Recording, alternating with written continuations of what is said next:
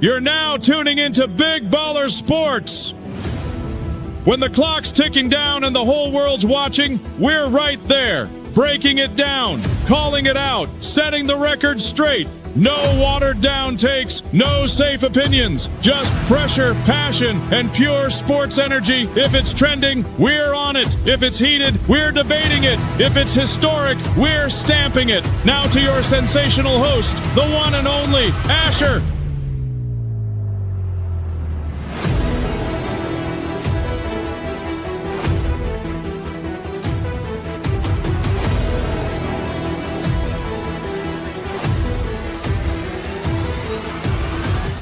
For tuning in. This is your host, Asher, with Big Baller Sports, live every Sunday at 6:20 p.m. Central Time.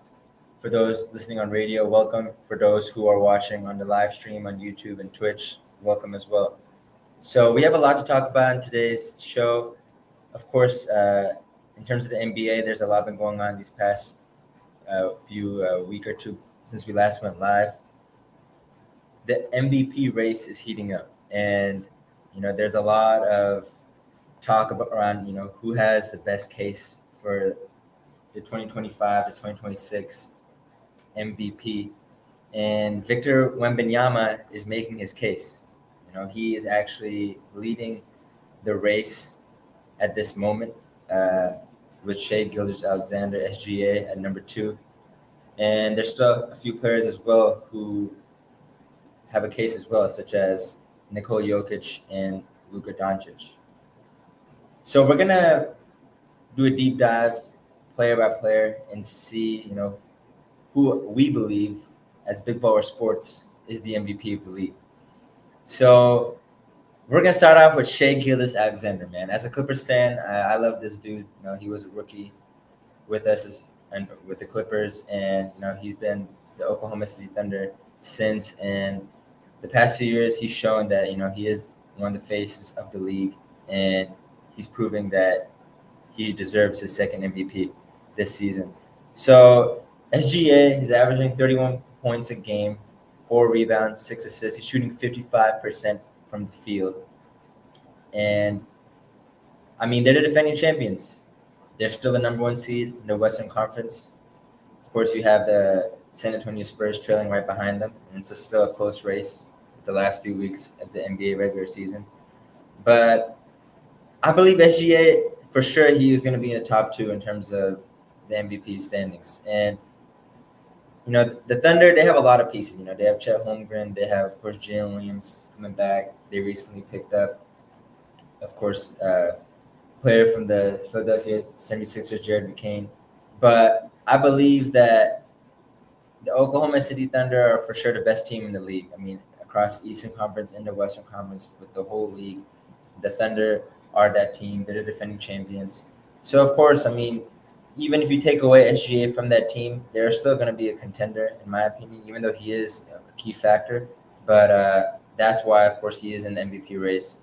But Victor Wembanyama, man, this dude is in his 3rd season. He's currently averaging 24 points a game, 11 rebounds, 3 assists, 50% from the field. And he's also averaging 3 blocks and 1 steal per game, which also makes his case for Defensive Player of the Year. But Victor Wembanyama, he's been making his case for MVP this season. And I actually saw a post, and it was kind of mind-boggling. It was about what he's accomplished in his first 175 games in the league. And to go through, what he's accomplished, he has more points in his first 175 games than Larry Bird. He has more rebounds than Charles Barkley, more blocks than Houston's finest Hakeem Olajuwon, and he also has more steals than Kobe Bryant. And the biggest stat out of them all that I was in shock of is he has more 3-pointers than Steph Curry, the greatest shooter of all time. And these are all statistics through his first 175 games in the NBA. And this season, for sure, has been his best season so far. The San Antonio Spurs are by far one of the top teams in the league, the second team currently in the Western Conference. And who knows, they could take the number one seed. I mean, there's still plenty of games still left to play of the regular season.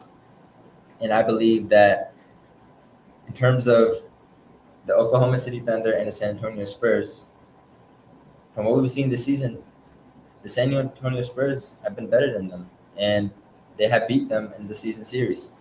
So I think this could be, a Western Conference Finals showdown. Who knows? But in terms of the MVP race, Wembanyama, he's my MVP. And I feel like the dude has been playing and as a big man who's 7'3", 7'4", the way he's able to just move and, lead the team. The Spurs, they don't have a dynasty or, like the Warriors used to have, like so many superstars. Of course, they have De'Aaron Fox, but the rest of their team are just elite role players. And their coach, I know, since Greg Popovich has left, he's been doing a great job as well, coaching the team. And, that's Mitch Johnson, of course. And he, I'm not going to say, of course, he's living up to Greg Popovich's name, but in a sense, he is, though, because the Spurs are currently second in the Western Conference. And I wouldn't have thought that, looking back past few years. But for sure, Victor has made his case.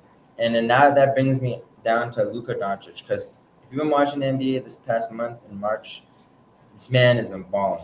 He's averaging almost 40 points a game this month alone, and he's putting the Lakers on his back. Of course, they got LeBron. I know DeAndre Ayton's been helping out as well, but as a Clippers fan myself, I got to respect the other team in Los Angeles because they are also currently sitting at third in the Western Conference, and they could make some noise in the playoffs as well. Who knows? But, Luka, I mean, he just dropped 38 points. Or not 38. He dropped 37 points last game against Washington. I mean, of course, I would say I wouldn't be surprised if he drops 83 just like Bam Adebayo because the Wizards are not a good team. But that's what the Lakers have coming up next.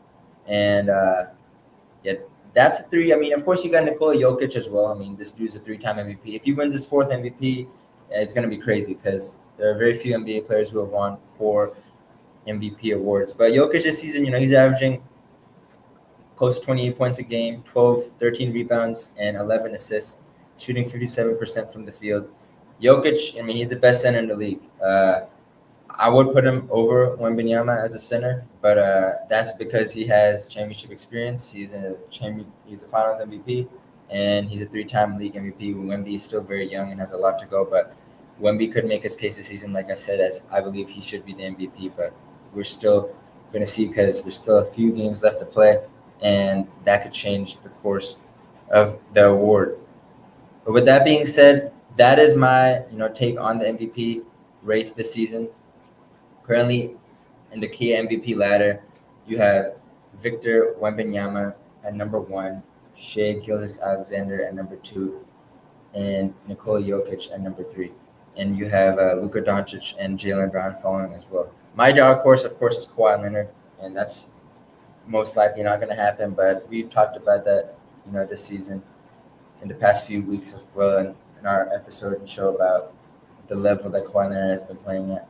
But speaking of Kawhi Leonard, we want to cover the Houston sports as well. For those who follow March Madness, I know it's been a tough past few days, going and pretty much recovering from the devastating Houston Cougars loss against Illinois. I was disappointed. I believe we all were, and I had high expectations this season, especially with last year and the way they lost in the championship. But I know Kelvin Sampson has an elite program, but for UH, definitely, I mean, that was not the result that they were looking for. And respect to Illinois because they showed out. They're in the Final Four now. But to go over the bracket right now, we have Duke and UConn playing currently. That's going to be a game to watch. I'm definitely going to try to tune in after the show because, that is going to be, who knows. I got Duke as my favorites right now since UH is out. But the Final Four, as of right now, that's set, is UConn and Illinois.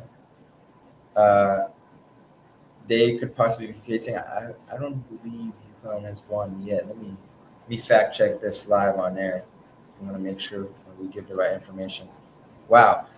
So UConn actually beat Duke. I missed this, but 73-72, and they advanced, and they are now playing Illinois in the Final Four. They're the first team in men's NCAA tournament history to beat a number one seed after trailing 15 points at the half. So it looks like Duke choked a 15-plus point lead, and UConn is now in the Final Four facing up against Illinois. And on the other side of the bracket, we have Arizona and Michigan, two number one teams as well. So, man, Arizona, Michigan, UConn, Illinois. I'm not going to lie, if UConn just took down Duke, I got UConn because Duke was one of my favorites with Cameron Boozer leading the team. But you can't count out Illinois. They just beat UH a few days ago, and they also took down Iowa. So we'll see what happens in terms of March Madness. But with that being said, that's going to wrap up today's show. Thank you all for tuning in. If you haven't checked out the YouTube, make sure to subscribe. It's Big Baller Sports. And make sure to check our Instagram as well, as we have content posted every single day. It's Big Baller Sports with a Z at the end instead of an S on Instagram. So thank you all for tuning in once again. This is your host, Asher with Big Baller Sports. And I'll catch you all same time next Sunday, 6:20 p.m. Central Time. Thank you.